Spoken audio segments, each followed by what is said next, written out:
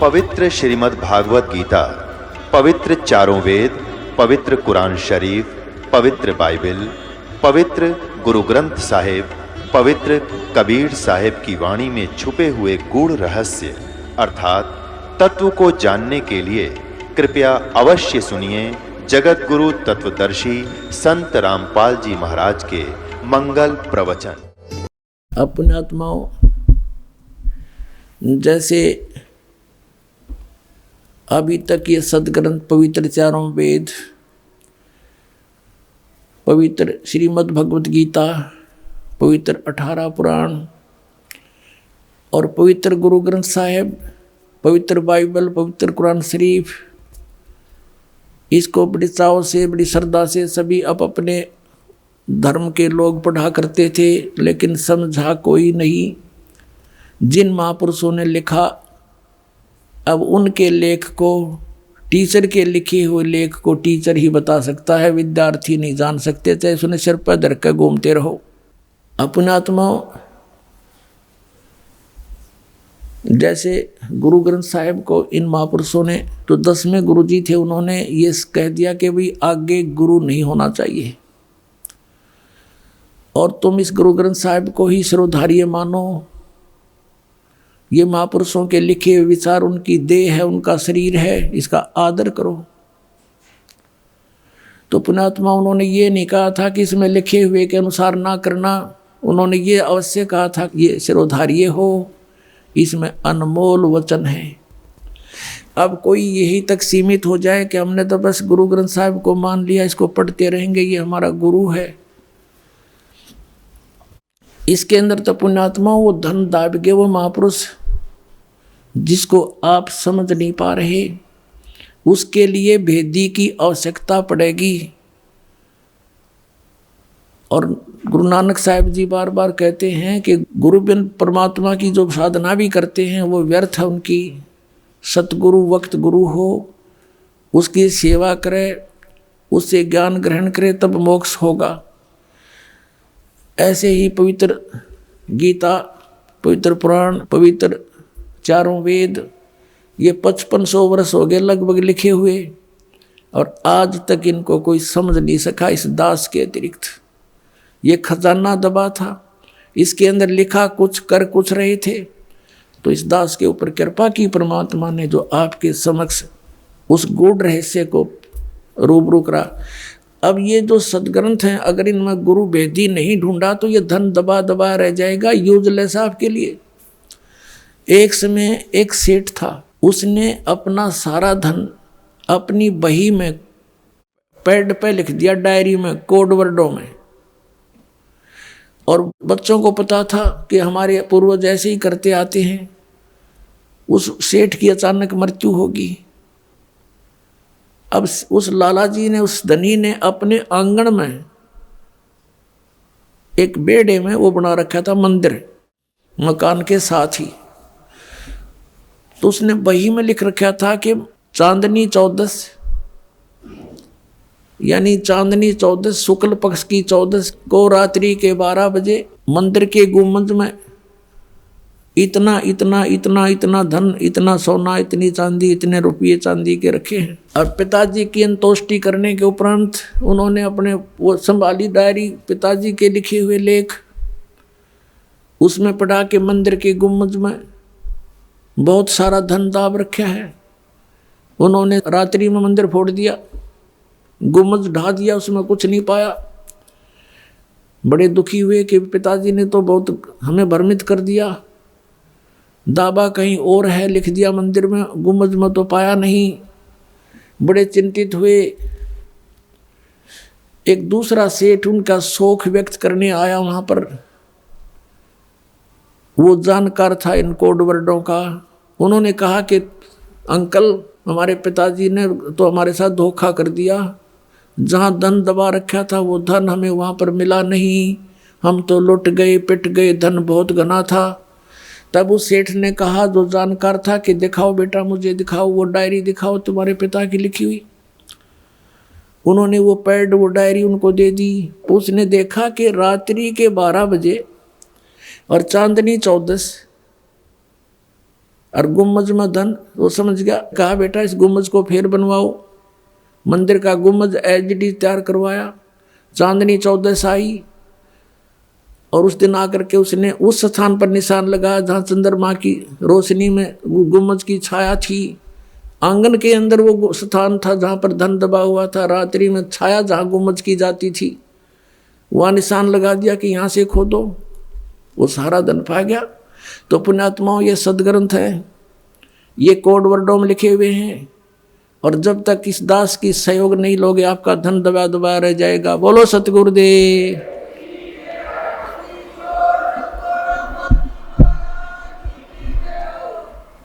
परम पिता परमात्मा पूर्ण ब्रह्म सर्व सृष्टि रचनहार कुल मालिक कबीर परमेश्वर जी की असीम कृपा से आप सभी पुण्यात्माएं सत्संग सुन रहे हैं। परमात्मा की रजा के बिना ये शुभ संदेश आप तक नहीं पहुंच सकता, क्योंकि इस काल भगवान ने जिसके लोक में हम रह रहे हैं, इसने वो सब अपने अस्त्र शस्त्र प्रयोग कर रखे हैं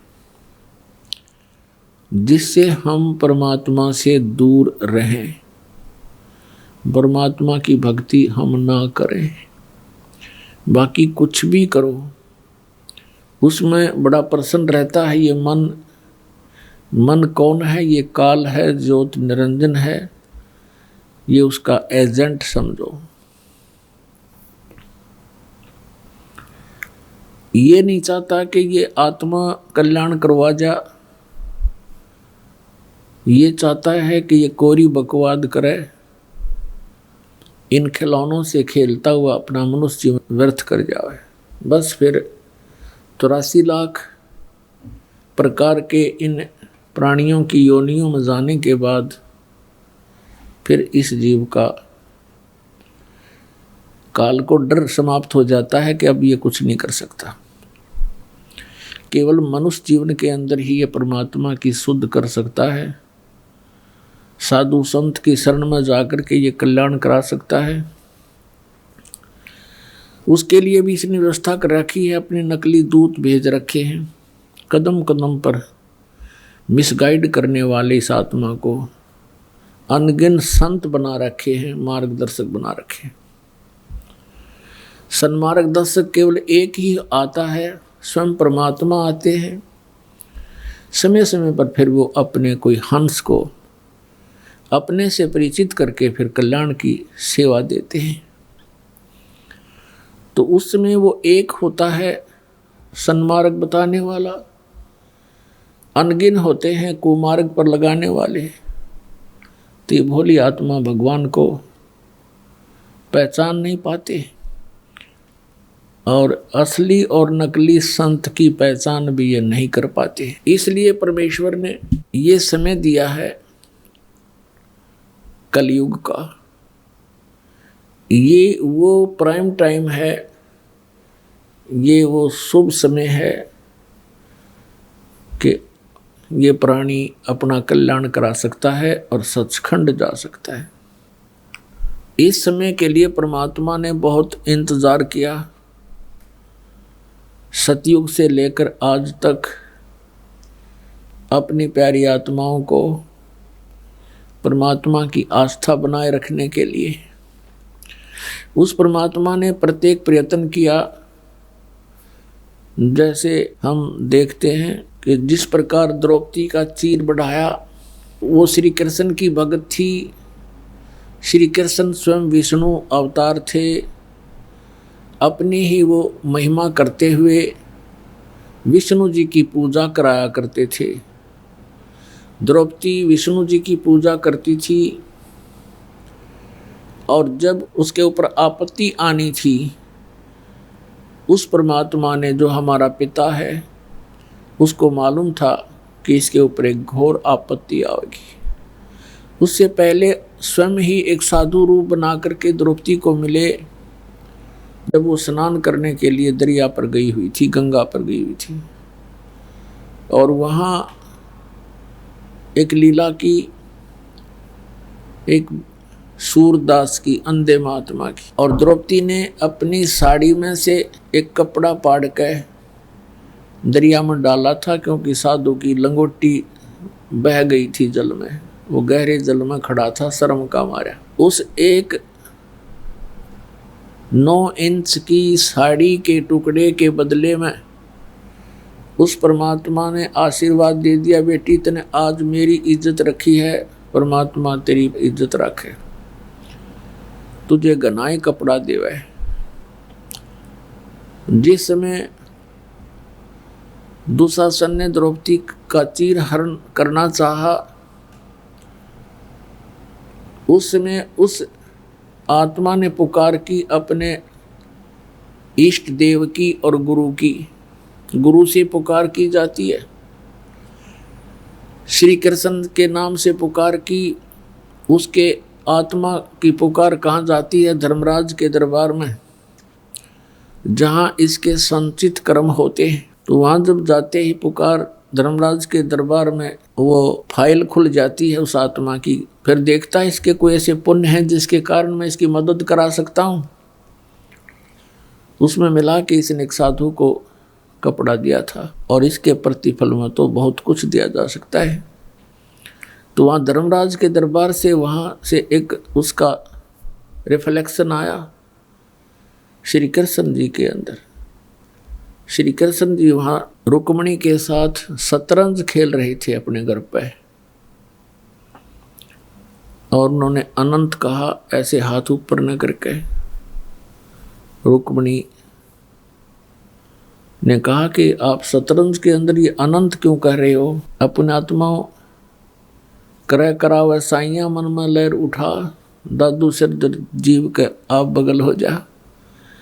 अब वो पुजारण थी विष्णु जी की, श्री कृष्ण उसके गुरुदेव थे, और लीला मालिक ने कैसी की। तो जो द्रौपदी का चीर बढ़ा उसके निमित्त परमात्मा पूर्ण ब्रह्म थे। श्री कृष्ण जी तो केवल वर्क डन दे सकते हैं, और वो वर्क करा दिया परमात्मा ने, पहले उसने शुभ काम करा दिया। कहने का भाव ये है कि भक्ति को जीवित रखने के लिए इस कलयुग तक परमात्मा ने ये नहीं देखा कि विष्णु का पुजारी है तो कोई बात नहीं, इसकी आस्था बनी रहे। आस्था बनी रहेगी, भगवान की चर्चा चलती रहेगी, तो फिर उस कलयुग तक ये भक्ति जीवित रह जाएगी। तो पुण्यात्मा, अब वो समय आ गया है कि पूरा विश्व पार हो सकता है। मनुष्य शरीर हो और ये सतनाम और सारनाम प्राणी को प्राप्त हो, मर्यादा में रहता हुआ, आजीवन भक्ति करता हुआ सहज में परमात्मा प्राप्ति कर सकता है और अमर हो सकता है। पुण्यात्माओं, सबसे पहले हमने परमात्मा को पहचानना है। आजा बंदे शरण राम की, फिर पाछे पछतावेगा। बालू की भीत पवन का खंबा, कब लग खैर मनावेगा। काल बली तेरे सिर पर बैठा, भुजा पकड़ ले जावेगा। मात पिता तेरा कुटुंब कबीला सारा ही खड़ा लिखावेगा। फिर कहते हैं धर्मराय तेरा लेखा लेगा, वहाँ क्या बात बनावेगा। लाल खम्भ से बांधा जा बिन सतगुरु कौन छुटावेगा। दिया लिया तेरे संग चलेगा, धरा ढक्या रह जावेगा। कहे कबीर सुनो भी साधो, अपनी करनी के फल पावेगा। तो पुण्यात्माओं, हमने करनी ऐसी करनी पड़ेगी जिसका किया हुआ हम शुभ फल प्राप्त कर सके।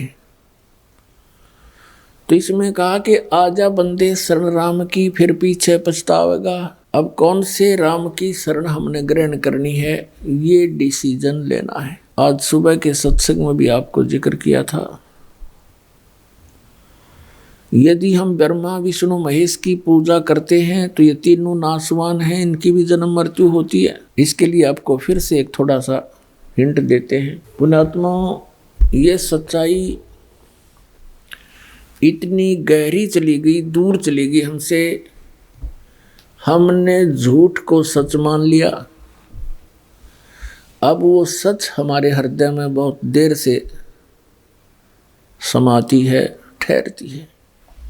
लेकिन परमात्मा ने ऐसा ज्ञान दे दिया है, इसमें सच्चाई अवश्य स्वीकार्य होगी। इस ज्ञान के आधार से हम परमात्मा को पहचान कर और मोक्ष प्राप्ति करेंगे।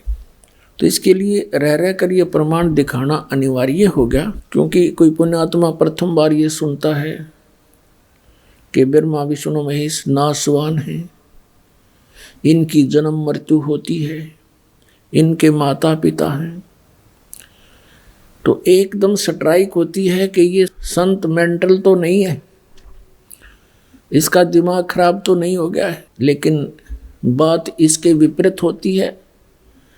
इन अज्ञानियों ने हमें मेंटल बना दिया, अज्ञानी बना दिया, हमारा दिमाग खराब कर दिया, क्योंकि इन्होंने हमारे को शास्त्र विधि छोड़कर शास्त्र के विपरीत ज्ञान भर दिया। और ये सब काल का जाल था। हम उन नासवान भगवानों की पूजा करके यहीं भटकते रहे, जन्मते मरते रहे, भूत प्रेत बनते रहे और कष्ट पे कष्ट उठाते रहे। आज हम आपको परमात्मा की पहचान कराते हैं। देखिएगा, श्रीमद् देवी भागवत गीता प्रेस गोरखपुर से प्रकाशित है। ये संपादक हैं हनुमान प्रसाद पोदार चिमनलाल गोस्वामी, और ये गीता प्रेस गोरखपुर से प्रकाशित है।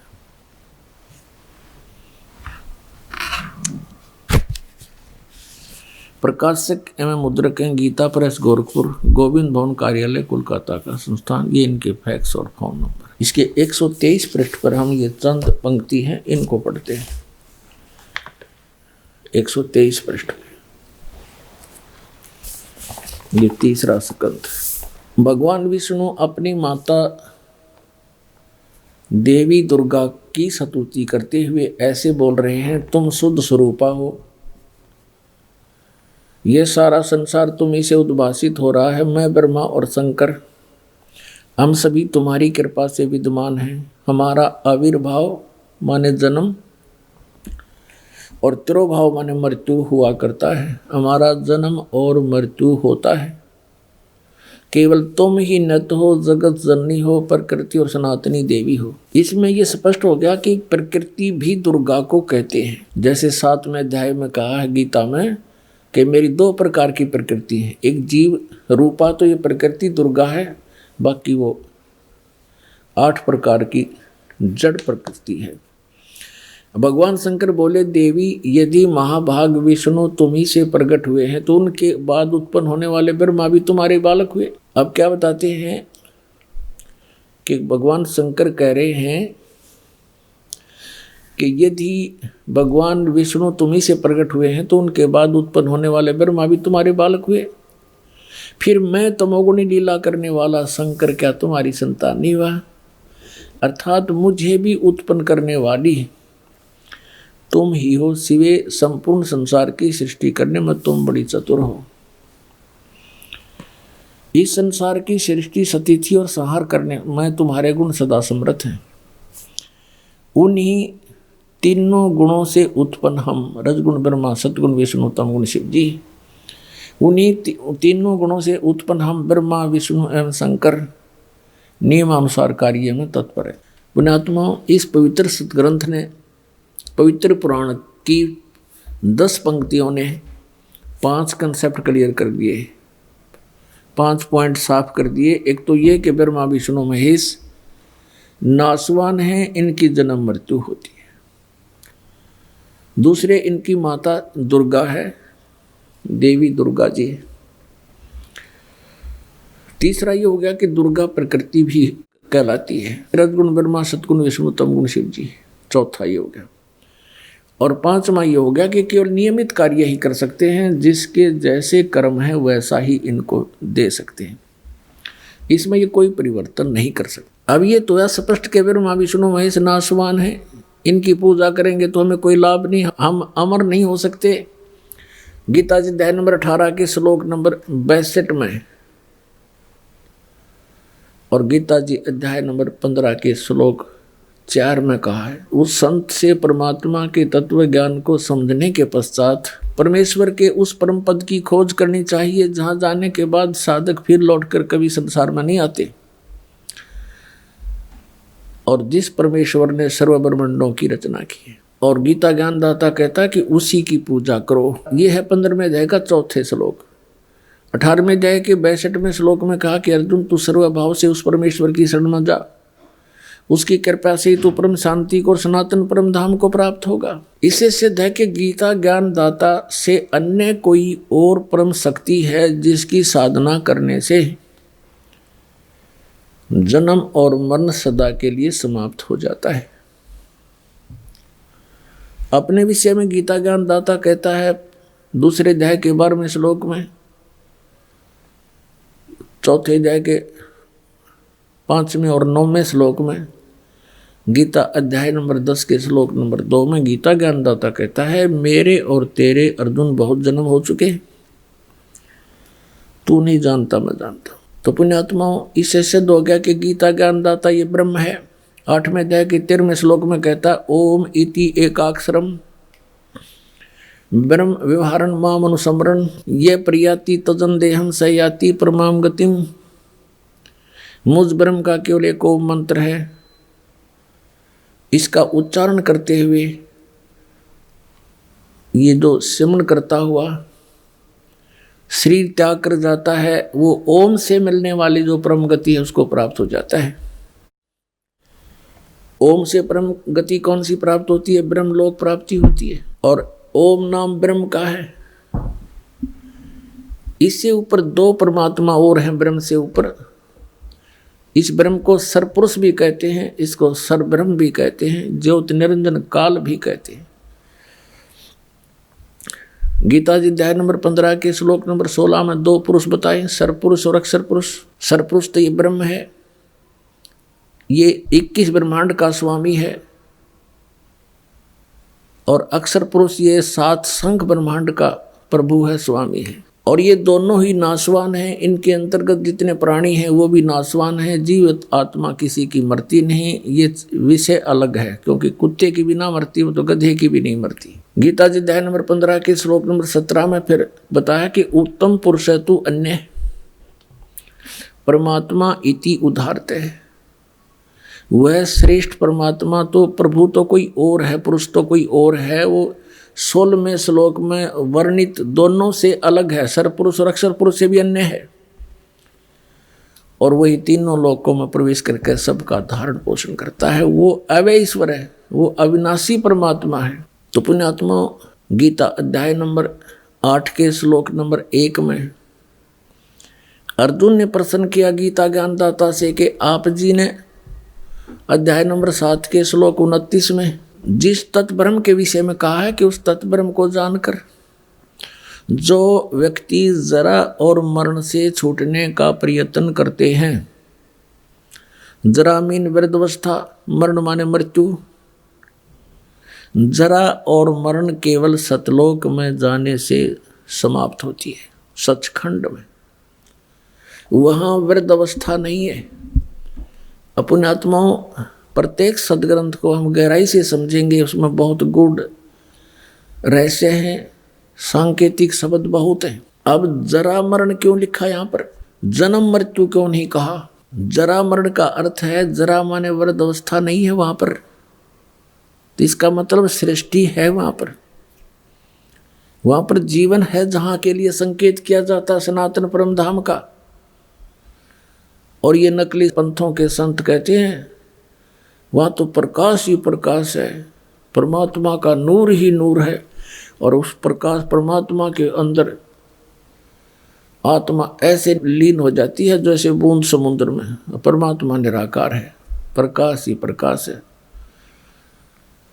तो ये है वो लोक वेद दंत कथा नकली पंथ जो काल के बनाए हुए तैयार किए हुए। अब ये सब फ्यूज हो जाएंगे। बुद्धिमान समाज है, आज जरा सा ध्यान इधर देंगे तो बहुत आसानी से समझ जाएंगे, सेकंडों में समझेंगे। इस तरह का ज्ञान दास ने परमात्मा कबीर जी की कृपा से आपके समक्ष कर दिया है। तो उसमें कहा कि जरा और मरण से छूटने का जो प्रयत्न करते हैं वो तत्ब्रह्म विदु, तत्ब्रह्म से उस तत्ब्रह्म को जानते, तत्ब्रह्म को से परिचित हैं, सारे आध्यात्मिक ज्ञान से परिचित हैं और सब कर्मों से परिचित हैं। अर्जुन ने 8वें अध्याय के प्रथम मंत्र में पूछा, प्रभु फिर किम तत्ब्रह्म? वो तत्ब्रह्म क्या है, अध्यात्म क्या है और ये कर्म क्या है, मुझे डिटेल से बताइए। 8वें अध्याय के 3 श्लोक में गीता ज्ञानदाता ने कहा कि वो परम अक्षर ब्रह्म है। तो पुण्यात्मा, परम अक्षर ब्रह्म कहो, परम अक्षर पुरुष कहो, सर पुरुष कहो, सर ब्रह्म कहो, अक्षर पुरुष कहो, अक्षर ब्रह्म कहो, ये 3 परमात्मा है, सर पुरुष, अक्षर पुरुष और परम अक्षर पुरुष। इनको हम ऐसे भी बोल सकते हैं, सर ब्रह्म, अक्षर ब्रह्म और परम अक्षर ब्रह्म। इनकी अपनी अपनी पावर है। 21 ब्रह्मांड का स्वामी है सर ब्रह्म, सर पुरुष। 7 संग ब्रह्मांड का प्रभु है अक्षर पुरुष, अक्षर ब्रह्म, जिसको पर ब्रह्म भी कहते हैं। और ओवरऑल कंट्रोलर असंख्य ब्रह्मांड का स्वामी है परम अक्षर ब्रह्म, जो गीता अध्याय नंबर 15 के श्लोक नंबर 17 में कहा है, उत्तम पुरुष तो अन्य है। वो श्रेष्ठ प्रभु तो परमात्मा तो कोई और है, वो परम अक्षर ब्रह्म है। और वही तीनों लोकों में प्रवेश करके सबका धारण पोषण करता है। वो अविनाशी परमात्मा, जैसे 15वें अध्याय के गीता के श्लोक नंबर 1 में कहा है, ऊर्ध्व मूलम, ऊर्ध्व माने ऊपर को, अर्ध शाखम, नीचे को शाखा वाला। ये उल्टा लटका हुआ संसार रूपी वृक्ष है। और जो संत इसके सभी विभाग बता देगा, जड़, तना, डार, पत्ते, शाखा, सवेदवित, वो तत्वदर्शी संत है। तो इसमें स्पष्ट हो गया कि कहते वो तीनों लोकों में प्रवेश करके सबका धारण पोषण भी वो परम अक्षर ब्रह्म ही करता है। वो मूल है सब पूरे विश्व का, असंख्य ब्रह्मांडों का जनक है, सबका पालनहार है। यानी तीनों लोकों में प्रवेश करके सबका धारण पोषण भी वही करता है। बस सीधी सी बात। तो इन ब्रह्मा विष्णु महेश ब्रह्म और इनका रोल खत्म हो जाता है, लेकिन ये निमित्त बनाए जाते हैं क्योंकि यहाँ के प्रधान बना रखे। अब इतना समझो कि जैसे एक बार फ्लड आया था हरियाणा में 1995 में, उसमें सरकारी बजट मुश्किल से 600-700 करोड़ था और एस्टिमेटेड जो नुकसान हो गया था वो 900 करोड़ का। तो सरकार नहीं भर सकती थी, हरियाणा सरकार, केंद्र सरकार ने 900 करोड़ की ऐड दी थी। जनता का, कोई किसी का मकान गिर गया, किसी का ट्यूबवेल खराब हुआ था, कोई फसल मुआवजा था, पशु मर गए थे, उसके लिए। तो वो ऐड आई थी सेंटर पे और डिस्ट्रीब्यूट की थी तहसीलदार और पटवारिया ने। अब वहाँ जिसने वो पैसा प्राप्त हुआ, किसी का ट्यूबवेल खराब हो गया, 10,000 रुपये मिले, तो उसने ये कहा कि मुझे तो पटवारी ने 10,000 रुपये दिए। अब पटवारी कहाँ से देता जब सेंटर पे ऐड नहीं आती? तो जैसे संसार रूपी वृक्ष के जड़ तो पूर्ण परमात्मा है, सेंटर समझो केंद्र, और टहनियों को फल लगते हैं ये पटवारी समझो। अक्षर पुरुष एक पेड़ है, निरंजन वा की डार, सरपुरुष वा की डार, तीनों देवा शाखा है ये पात रूप संसार। इन तीनों टहनियों के जो फल लगते हैं ये हमें वर्क डन देते हैं। और वर्क डन आता कहाँ से? केंद्र से, जड़ से आता है, तब इनका फल लगते हैं। तो हमने उस मूल की, पूर्ण परमात्मा की पूजा करनी है, पूर्ण परमात्मा की भक्ति करेंगे, सतपुरुष की, तो हमारे शुभ कर्म बनेंगे। तो ये ब्रह्मा विष्णु महेश बिना मांगे देंगे आपको, ये नियमत है। जैसे आपको बताया पटवारियों ने धन दिया लेकिन आया केंद्र से था। समझदार को संकेत बहुत होता है। अब यहाँ 8वें अध्याय के एक श्लोक में स्पष्ट हो गया कि वो परम अक्षर ब्रह्म है। अब 8वें अध्याय के 5 और 7 श्लोक में गीता ज्ञानदाता कहता है कि तू मेरी भक्ति कर। अपना मंत्र बता दिया 8वें अध्याय के 13वें श्लोक में, मेरा एक ओम मंत्र है, नथिंग एल्स। हरे राम हरे कृष्ण कृष्ण कृष्ण हरे मिला दे, राधे राधे श्याम मिला दे। ये मंत्र गीता जी में जाप करने का कोई निर्देश नहीं। तो ये शास्त्र विधि को त्याग कर मनमाना आचरण है, व्यर्थ है, यूजलेस है। इस जाप से जीव को कोई लाभ नहीं होगा। और ना ही ओम नमः शिवाय, न ओ भागवते वासुदेव नमः, न वो सैन सरनामा। तो फिर वो किस लिए जाप करते हैं हम? वो लोक वेद के आधार से। कबीर साहब कहते हैं, पीछे लग गया जाऊं था मैं लोक वेद के साथ, रास्ते में सतगुरु मिल गए, दीपक दे दिया हाथ। जैसे दास पहले श्री कृष्ण पुजारी था, विष्णु जी का पुजारी था, शंकर भगवान की भी जय जयकार करा करता, और कोई भी देवी होती उसका, श्याम जी का, हनुमान जी का कट्टर पुजारी। तो हम जो भी सुख होता था ये सोचा करते थे ये भगवान हमें दे रहे थे, लेकिन वो हमें प्रारब्ध ही मिल रहा था।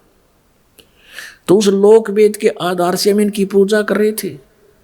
जब हमें तत्व ज्ञान रूपी टॉर्च दीपक परमात्मा ने दे दी, गुरुदेव ने, फिर हमने त्याग दी सारी। फिर हम मूल की पूजा करेंगे, टहनियों की थोड़ी करेंगे। अब हम अपनी मूल की पूजा करेंगे, सिंचाई करेंगे तो टहनियाँ का फल लगेंगे। टहनी हमारी कोई ये नहीं कि कहते हैं ब्रह्मा विष्णु महेश को छोड़ने की कहते हैं इनके गुरुजी, नहीं।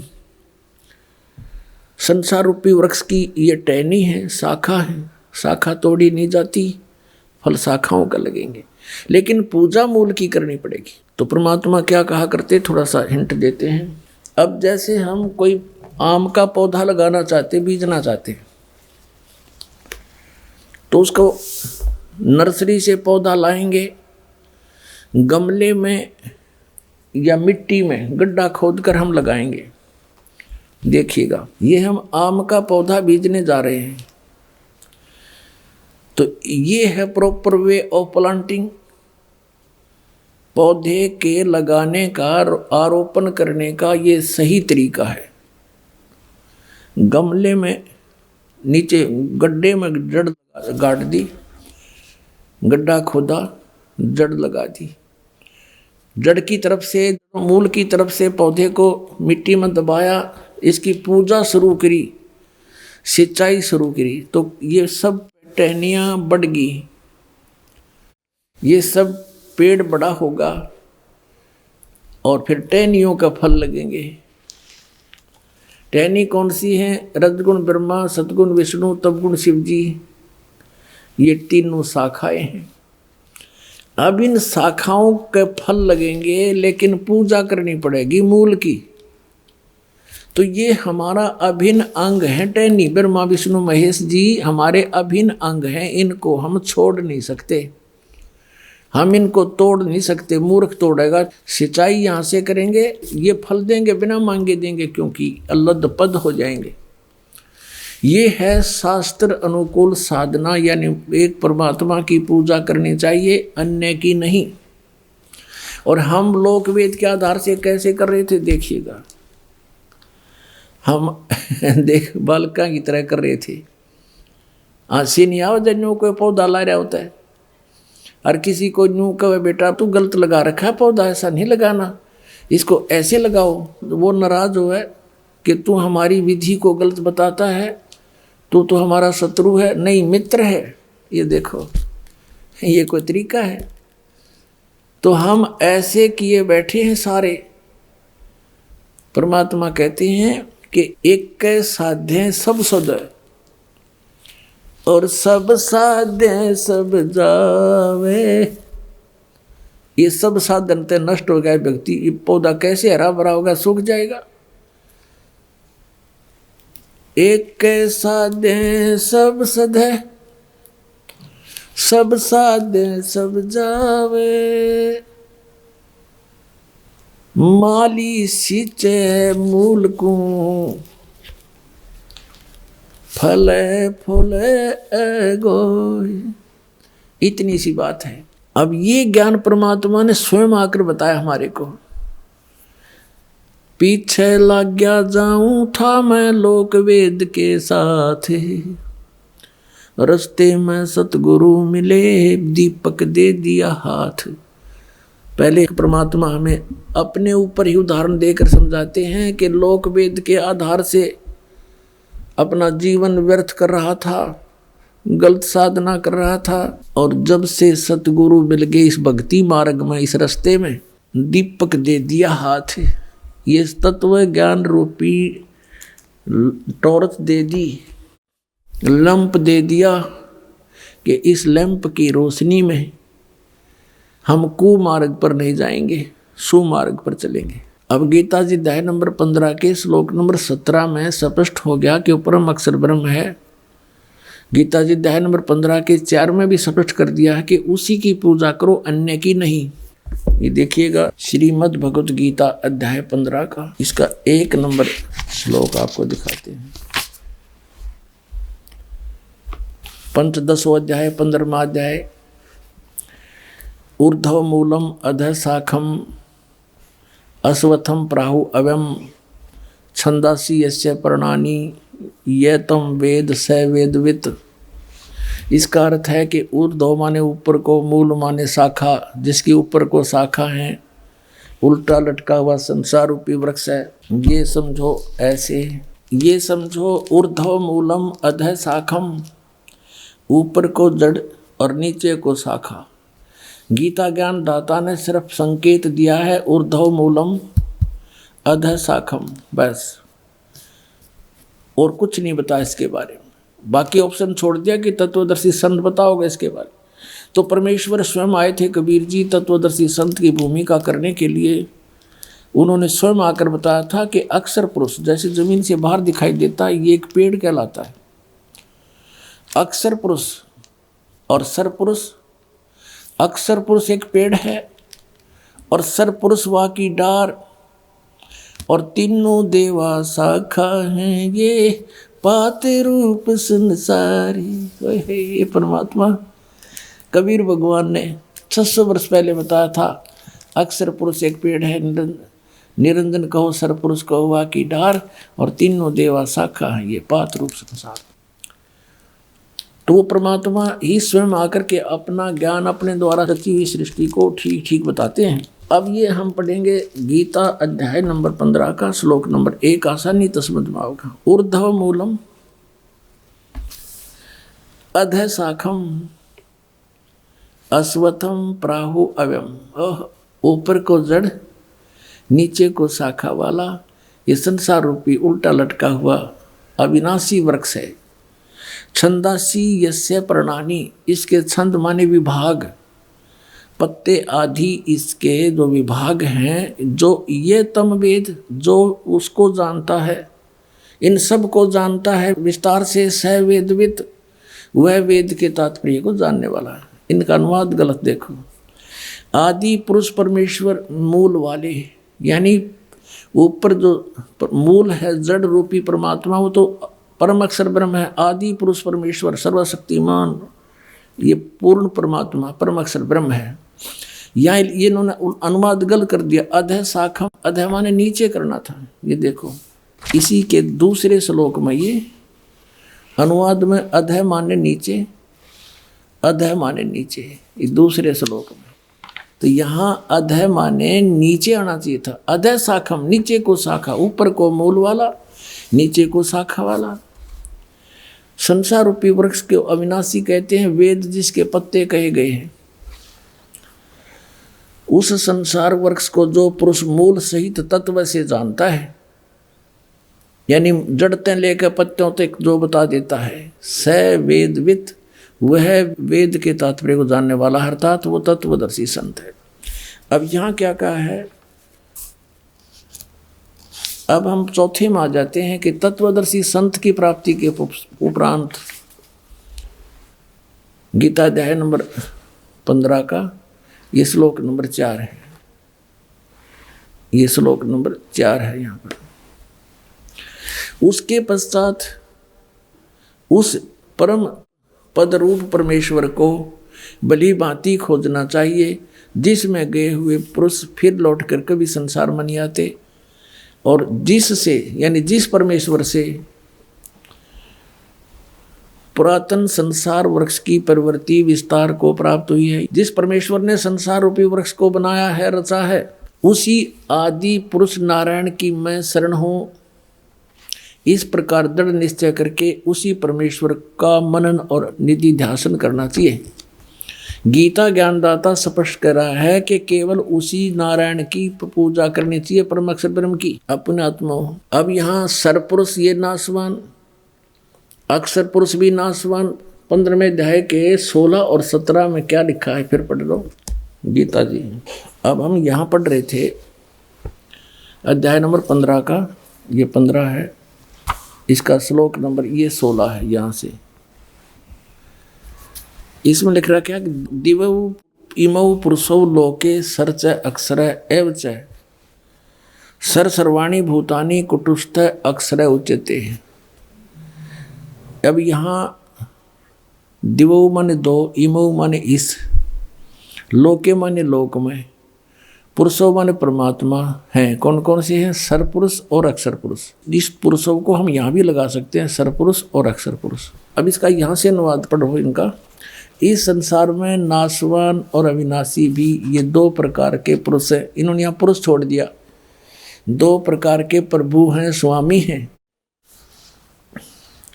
संपूर्ण प्राणियों के शरीर नाशवान और जीवात्मा भी अविनाशी कहा जाता है। अब यहाँ इसका अर्थ तो ये है कि ये सरपुरुष और अक्षर पुरुष ये सभी नाशवान हैं। इनके अंतर्गत जितने प्राणी हैं उनके शरीर भी नाशवान हैं, लेकिन जीवात्मा किसी की नहीं मरती। अब यहाँ से स्पष्ट 17वें में कहा कि उत्तम पुरुष है तू अन्य। वास्तव में श्रेष्ठ परमात्मा तो इन दोनों से कोई और है, सरपुरुष और अक्षर पुरुष से। उत्तम पुरुष है तू अन्य परमात्मा इति उदारते, जिसको भगवान कहा जाता है, श्रेष्ठ आत्मा कहा जाता है। ये लोग तरम आवी से भी भरती, वो अवय ईश्वर है, वो वास्तव में अविनाशी परमेश्वर है, अवय अविनाशी। तो इससे सिद्ध हो गया कि ये तो नाशवान है दोनों ही, भले इसका नाम अक्षर पुरुष लिख दिया। तो अब इसमें थोड़ा सा विचलित हो जाते हैं भक्त, कोई कर सकता है आपको मिसगाइड।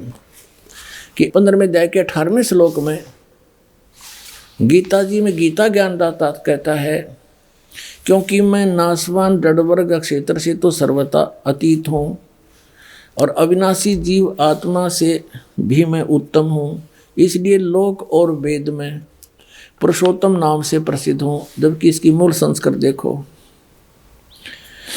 कि यस्मात् श्रम अतीत अहम अक्षरात् अपि च उत्तमम अतः अस्मि लोके वेदे। लोक वेद दंत कथा के आधार से मैं पुरुष प्रथित माने प्रसिद्ध हूँ, पुरुषोत्तम प्रसिद्ध हूँ। आई एम नॉट पुरुषोत्तम।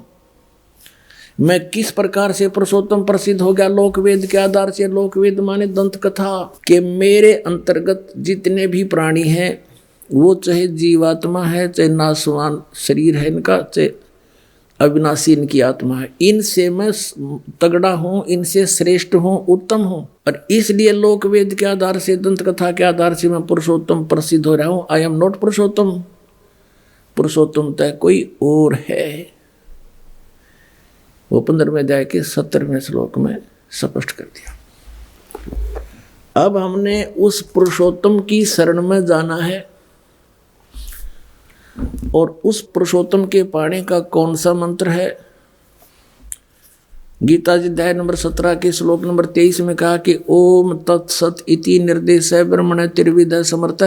ब्रह्मण माने सचिदानंद घन ब्रह्म, यानी परम अक्षर ब्रह्म, उत्तम पुरुषोत्तम। इसके पाने का, सनातन परम धाम में जाने का, सचखंड में निवास स्थान पाने का और जन्म मरण से मोक्ष पाने का कौन सा मंत्र है? 17वें अध्याय के 23वें श्लोक में कहा कि ओम तत्सत इति निर्देश है ब्रह्मण त्रिविध समर्थ है। उस सच्चिदानंद ब्रह्म ने माने सच्चिदानंद घन ब्रह्म का, परम अक्षर ब्रह्म का पाने का, आदि पुरुष परमेश्वर के पाने का, ये 3 मंत्र के जाप का निर्देश है, नथिंग एल्स।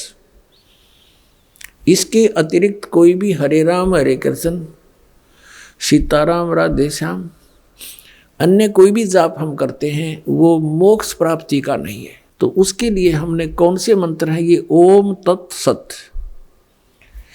ओम तो सरपुरुष का और तत् ये अक्षर पुरुष का, तत् सांकेतिक है, ओम सीधा है, और सत भी सांकेतिक है। ये सत भी सांकेतिक है, ये परम अक्षर ब्रह्म का। ये तत् और सत ये सांकेतिक है, ये पूर्ण परमात्मा कबीर देव ने, परम अक्षर ब्रह्म ने स्वयं आकर के बताया है। सो हम शब्द हम जग में ल्याए, सार शब्द हम गुप्त छुपाए। ओए होए, कहते हैं सोहम शब्द आपके किसी सदग्रंथ में नहीं है। आपके जो 52 अक्षर के लेख तुम लिखते हो उनमें ये मंत्र नहीं है, सोहम मंत्र नहीं है। और ये सोहम शब्द हम जग में लाए, सार शब्द हम गुप्त छुपाए। नामा छिपा ओम तारी पीछे सोहम भेद बिचारी, सार शब्द पाया जदलोई आवागमन बौड़ ना होई। पुण्यात्मा, हमने परमात्मा को पहचानने के लिए अपने सदग्रंथों का सहयोग ही लेना पड़ेगा। किसी की दंत कथा पर विश्वास नहीं करना। परमात्मा के क्या गुण हैं, वो क्या लीला करता है, ये हमारे पवित्र सदग्रंथ, पवित्र वेद बताते हैं। कबीर परमेश्वर ने कहा है कि वेद मेरा भेद है, मैं ना वेदन के माही, और जौन वेद से मैं मिलूँ वो वेद जानते नहीं। वेदों में भेद है परमात्मा का, कि वो कबीर परमात्मा है और वो सतलोक में रहता है, ऊपर तीसरे मुक्ति धाम में, सचखंड में। वहाँ से गति करके आता है, साधु रूप बनाता है, कवियों की तरह आचरण करता है, और यहाँ अच्छी आत्माओं को आकर मिलता है। आपको थोड़ा सा हिंट देते हैं, फिर उन आत्माओं के बारे में जानकारी देंगे जिनको भगवान मिले थे। ऋग्वेद मंडल नंबर 9 देखिएगा, और सूक्त नंबर आपको दिखाते हैं। ये है ऋग्वेद। ये कहाँ से प्रकाशित है? प्रकाशक सार्वदेशिक आर्य प्रतिनिधि सभा, महर्षि सिद्धांत भवन, रामलीला मैदान, नई दिल्ली। इनके फ़ोन और फैक्स नंबर हैं। मुद्रक हैं Prince offset printers, 1510 Pataudi house, Daryaganj, नई दिल्ली से। अब देखिएगा, ऋग्वेद मंडल नंबर 9 और सूक्त नंबर 86 और मंत्र नंबर 26 में। इसमें क्या कहा है कि यज्ञ करने वाले यजमानों के लिए परमात्मा, यज्ञ माने धार्मिक अनुष्ठान करने वाले यजमानों माने भक्तों के लिए परमात्मा सब रास्तों को सुगम करता हुआ, उनके विघ्नों को, उनके संकटों को मर्दन करता है, नाश करता है, उनको पवित्र करता हुआ, और अपने रूप को सरल करता हुआ वह कांति में परमात्मा। इन्होंने यहाँ क्या कर दिया, ये यहाँ शब्द है कबीर, हम इसको कबीर बोले, कबीर वह बोलते हैं, वह को, वेदों को हम वेद बोलते हैं अपनी लोकल लैंग्वेज में पूरे भारत में। अब यहाँ इन्होंने कवि यू ऐसे अवसर लगा के इसका अर्थ कर दिया सर्वज्ञ। या तो इसका कवि लिखते, कवि काव्यकार, लेकिन काव्यकार का यहाँ प्रसंग नहीं, तो इसका अर्थ सर्वज्ञ नहीं कर सकते। भले इसका अर्थ कवि कर दो, लेकिन वो उस परमात्मा को हम, जैसे ये यजुर्वेद है, आपको दिखाते हैं। अब जैसे ये यजुर्वेद है, अब इसके 2 बिंदी यहाँ लगा दें तो, और इसका अलग अलग करें तो भी यजुर्वेद ही है। ये देखिए, इसमें प्रकाशक हैं सार्वदेशिक आर्य प्रतिनिधि सभा, 2/5, महर्षि सिद्धांत भवन, रामलीला मैदान, नई दिल्ली। इसमें आपको दिखाते हैं 36 में, इनके 36वें अध्याय में, ये है 36वां अध्याय, 6300 अध्याय। 36वें अध्याय के प्रथम मंत्र में क्या लिखा है? रेचम वाचम प्रपदे मनो यजु प्रपदे। ये यजु शब्द है, इसका अनुवाद महर्षि दयानंद ने किया है। यहाँ देखो, ये बिल्कुल ठीक रहा, ये यजुर्वेद लिख दिया। बस सीधी सी बात है कि ये यजुर्वेद की महिमा गाई जा रही है, और यहाँ इस यजु का अर्थ कर दे। जैसे कवि का अर्थ इन्होंने सर्वज्ञ कर दिया, कवि कोई भी सर्वज्ञ नहीं होता। जैसे इन्होंने ऋग्वेद में इस कवि का अर्थ सर्वज्ञ कर दिया। अब कवि कोई सर्वज्ञ नहीं होता, यहाँ लिखना चाहिए था कबीर देव। जैसे यजु, अगर यजु का अर्थ कर देते वहाँ पर, तो कैसे समझेंगे कि किसके बारे में कहा जा रहा है? यजुर्वेद के बारे में। अब जैसे यहाँ इन्होंने ठीक किया है, ये यजुर्वेद में, अब हम यजुर्वेद आपको दिखा रहे हैं सिर्फ ये कंसेप्ट क्लियर करने के लिए कि जैसे इस महर्षि दयानंद ने यजु का अर्थ यजुर्वेद कर दिया, बहुत अच्छा किया। अगर इसका यहाँ कोई अनुवाद करके अड़ंगा कर दे तो कैसे समझेंगे कि यजुर्वेद के बारे में जानकारी है? ठीक इसी प्रकार अब हम फिर आते हैं अपने ऋग्वेद पर। हम आते हैं अपने ऋग्वेद पर, जो आपको पहले दिखाया था। ये भी आर्य प्रतिनिधि सभा से ही प्रकाशित है। ये ऋग्वेद यहाँ से प्रकाशित है, ये भी आपको दिखाया था। ये इसके मुद्रक हैं, ये ऋग्वेद है। अब हम इसके वो पढ़ रहे हैं ऋग्वेद मंडल नंबर 9 सूक्त 86 मंत्र 26 पढ़ रहे हैं। 26 इसमें आप पढ़ लिया कि यज्ञ करने वाले यजमानों के लिए, यानी साधना करने वाले, धार्मिक अनुष्ठान करने वाले भक्तों के लिए परमात्मा सब रास्तों को सुगम करता हुआ और उनके विघ्नों को मर्दन करता है, नाश करता है, और अपने रूप को सरल करता हुआ, क्योंकि सतलोक में परमात्मा साकार है, सह शरीर है, सतलोक में रहता है। वहाँ उसके एक रोमकूप में करोड़ सूर्य करोड़ चंद्रमा मिला दी, इतनी शोभा है।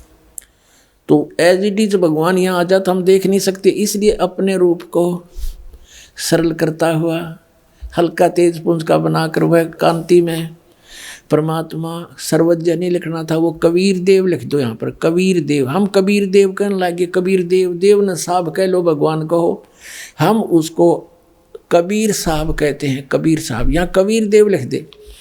विद्युत के समान क्रीड़ा करता हुआ वर्णीय पुरुष अच्छी आत्मा को प्राप्त होता है। अब देखना 27वें मंत्र में, ऋग्वेद मंडल नंबर 9 सूक्त नंबर 86 मंत्र नंबर 27 में हम आगे। इसमें लिखा कि जो परमात्मा ध्रुवलोक के तीसरे पृष्ठ पर विराजमान है, वहाँ ऊपर रहता है तीसरे लोक में। अब ये कंसेप्ट क्लियर हो जाएगा कि वो परमात्मा कौन है, कबीर देव है, वो क्या करता है, अच्छी आत्माओं को मिलता है आकर के। देखो फिर आगे देखते हैं ऋग्वेद मंडल नंबर 9 सूक्त 82 का, और मंत्र नंबर हम नीचे लेते हैं 1।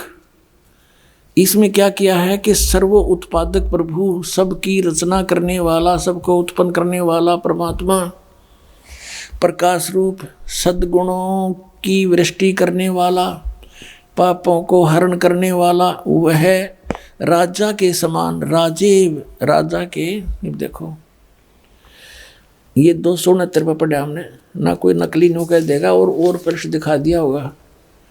ये 270 पर आ गए। पीछे लिखा था राजा के समान दर्शनीय है, देखने जोगा है, साकार है भगवान, वहाँ विराजमान है ऊपर के लोक में। वह पृथ्वी आदि लोक लोकांतरों के चारों ओर शब्दमान हो रहा है। इसका अर्थ ये है कि वो पृथ्वी पर आकर ऊंचे स्वर में आवाज लगाकर ज्ञान देता है। फिर भी वह वर्णीय पुरुष को, श्रेष्ठ व्यक्ति को, श्रेष्ठ आत्मा को, जो दृढ़ भक्त है उसको पवित्र करता हुआ प्राप्त होता है। उसको मिलता है, कैसे मिलता है कि जिस प्रकार विद्युत आकाशीय बिजली सने वाले स्थानों को आधार बनाकर प्राप्त होती है, उसी प्रकार परमात्मा प्राप्त होता है। अब देखो उद्देश्य क्या लेकर आता है, यहाँ देखो फिर ऋग्वेद मंडल नंबर 9 सूक्त 82 का मंत्र नंबर हम 2 पढ़ रहे हैं। पहला पढ़ लिया, हे परमात्मन, उपदेश करने की इच्छा से आप, ज्ञान देने की इच्छा से आप महापुरुषों को प्राप्त होते हो। महापुरुषों को प्राप्त होते हो, अच्छी आत्मा को प्राप्त होते हो, और आप अत्यंत गतिशील पदार्थ के समान हमारे आध्यात्मिक यज्ञ को प्राप्त होते हैं। आप, या फिर लिख दिया सर्वज्ञ, यह लिखना था आप कबीर देव हैं, आप कबीर साहब हैं और शुद्ध स्वरूप हैं। हमारे पापों को दूर करके हे अमर परमात्मा, हे सोम, हमको सुख दें।